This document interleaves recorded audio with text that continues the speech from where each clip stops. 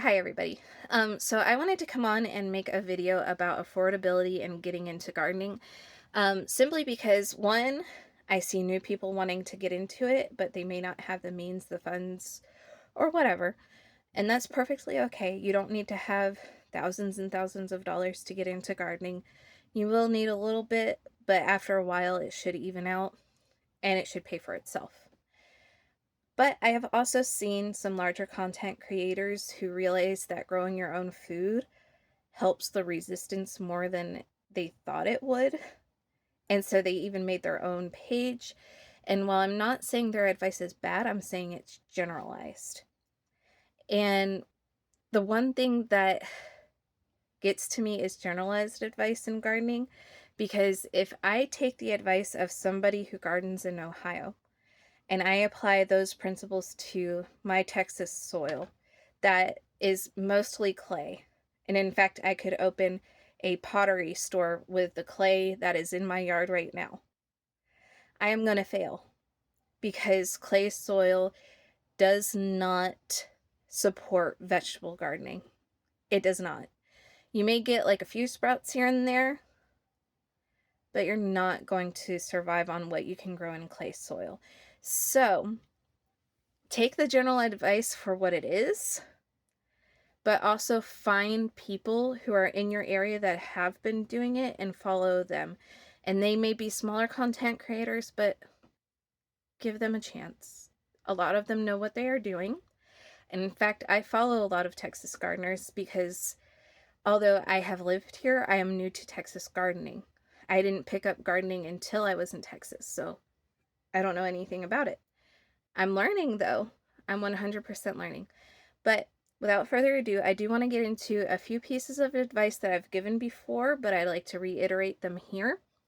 If you are in North Dallas, Tarrant County, Fort Worth, this advice is for you because that's where I live. Our soil is mostly clay, like I said. So your number one top priority is going to be building beds, whether it's raised beds or just level ground beds. You need to build some beds because you're going to have to import some soil or soil amendments, whichever one. And that is going to be costly at first, but if you can find people who may want to cost share it, or even we do have that large throwout day once a month, and it's like the Monday of the last Monday of the month, rather. Look around for things. I've seen people throw away 5-gallon buckets. I've seen people throw away perfectly good old tires.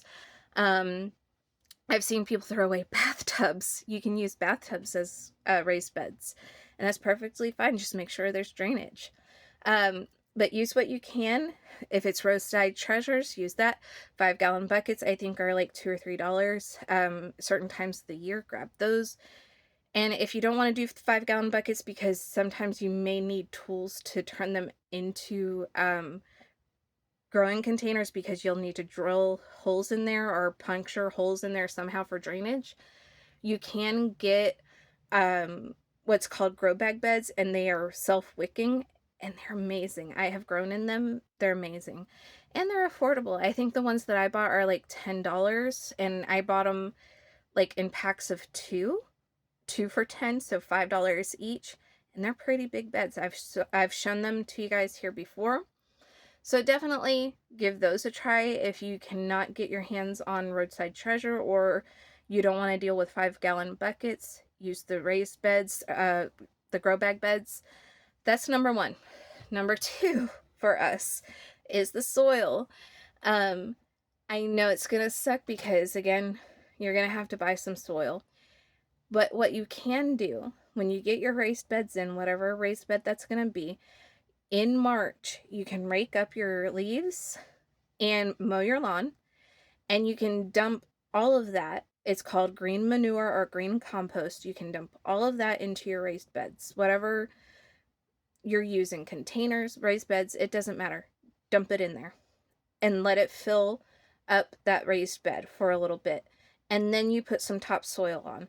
If you go to one of the big box stores, the orange or the blue, it doesn't matter, they have enriched topsoil, and I would recommend, if you can find it, organic, which I did find organic topsoil for $3.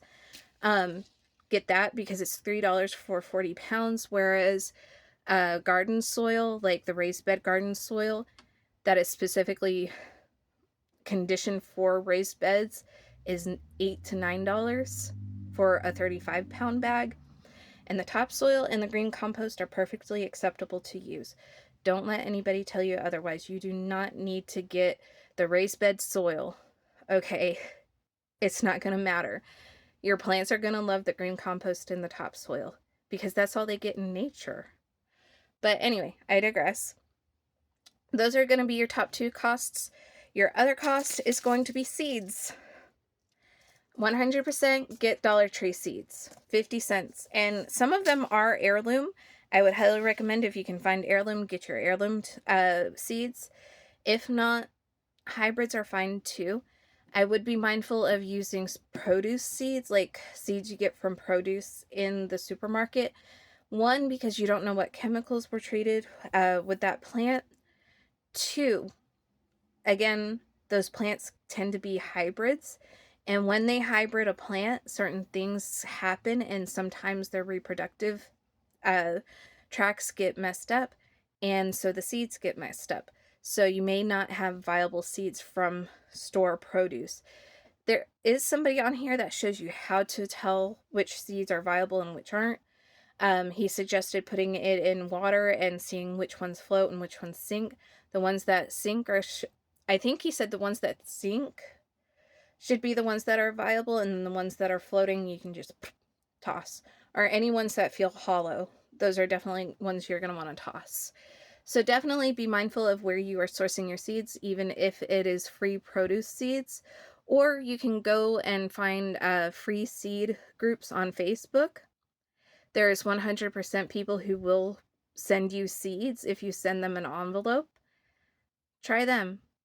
100%. And I've done that before, and people have come through. There's some people who won't, which sucks, but that's a chance you're going to take. Or there are some places like the library that do seed libraries. You can 100% go there. Food banks are starting to have seed banks, so definitely hit them up if you can. There's all kinds of ways that you can source seeds in an affordable and free way. Definitely try every single one of those that you can. And lastly, pesticides. I didn't think I'd be able to get to that because I'm cutting it short here. Pesticides. Go the predator method. Go the predator method, because Texas has a lot of predators that feed off of each other, right? Last year I had caterpillars, so I brought in the birds. The birds took care of the caterpillars. This year I'm focusing on the squash bugs, so I'm going to bring in some wasps. And the wasps are going to take care of the what are they? The squash bugs. I almost said stink bugs because they look like stink bugs. But anyway, last year I started the predator method, did not lose a single thing up until the squash bugs came in. So those guys I'm going to be fighting this year. But anyway, use the predator method, find out what preys on what, and then attract those things to your garden. I know you may not like the slithery, crawly things, but they're beneficial, okay? And they're going to add to your garden when they, will relieve themselves. Let's just say that. Free compost. Free manure. Just saying. Just saying. But it is beneficial to bring in those predators. Plus, you can grow organically that way. You don't need to use any kind of pesticides, not even organic ones. Oh, and one last thing, fertilizers. You see these things? Save the skins. Soak them in water until you can't stand the stench anymore. There's your free fertilizer. And then once you dump out the fertilizer and you get down to the skins, the solids, put those solids in your soil. Double duty. Anyway, I'll come up with more tips. If you have more for DFW, put them in the comments. Or if you don't live in DFW, type where you are, type your suggestion, and let's help each other. Resist.